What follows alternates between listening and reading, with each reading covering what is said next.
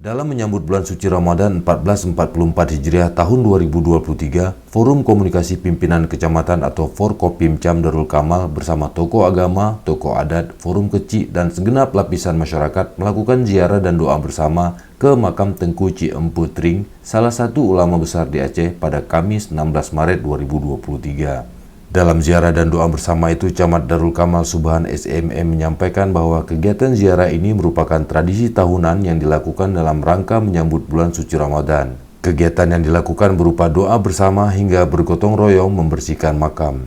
Subhan menjelaskan saat ini Forkopimcam Darul Kamal sedang menjalankan sebuah program dalam konsep menjalin kesatuan persatuan dengan mengajak semua tokoh masyarakat, tokoh agama untuk bersatu dan kembali menyiarkan kearifan lokal.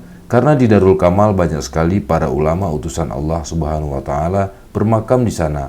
Salah satunya adalah Tengku Cik Empu Tring. Lebih lanjut, ia menambahkan ini juga salah satu momen untuk memberikan edukasi dan pengenalan kembali kepada generasi penerus untuk mengenal dan mengingat bahwa di sini banyak makam ulama besar. Ditambah lagi merekalah yang akan meneruskan dan membawa Darul Kamal ke arah yang lebih sempurna.